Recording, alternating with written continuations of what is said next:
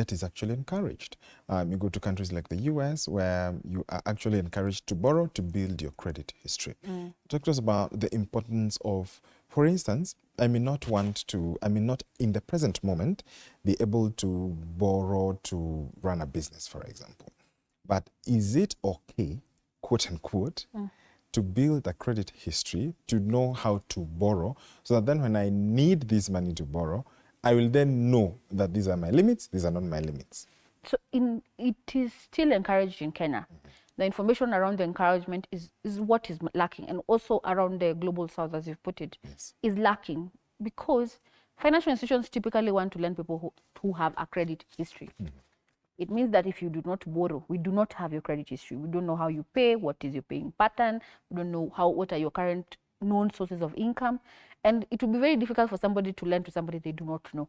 So it is encouraged not only in the global north, but also in the global south.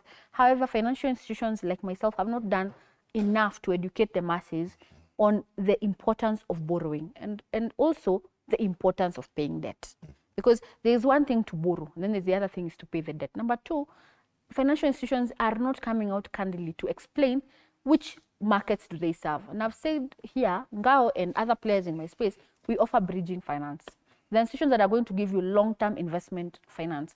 And so the question around how costly is this, the price of debt, the cost of debt, is also something that is not educated a lot in our space, because you have predatory lenders, people like Ngao, who want to give you money so that you can be able to build the business and be able to borrow a higher ticket next time. Then there are others who are in it for the short run, and they are trying to make quick money and then move away out of this market. Maybe they have come from a different market, they want to make their kill and maybe move to a different market. So informing our people that debt is not bad, that debt is nothing to be afraid of, and discussions around money happening at the household, that also needs to happen. Because I think the challenge with our economies, global south, is that people don't discuss money. And you know, money is both good and bad. But even if your father was to win even if your father was to win a sports pesa, who would know?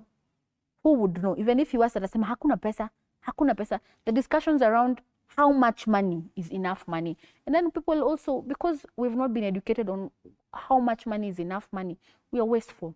When people land their first jobs, they run into very expensive debt.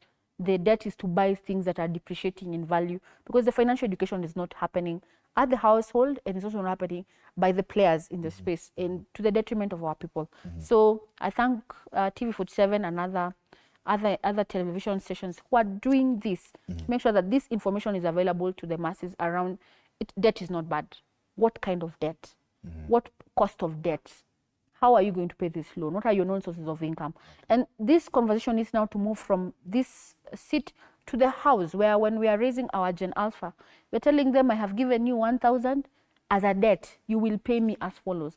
And that financial education needs to happen at that level. So when people now spend 1,000 shillings on candy, and they have to pay you 100 by doing maybe some house calls at home, and they know that, you know what, if I borrow, I'll be required to pay.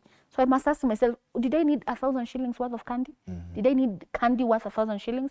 And you see, that conversation cannot happen if it is happening for the first time when you're an adult, which is what typically happens in Africa. In Africa. How can consumers take a more proactive approach and make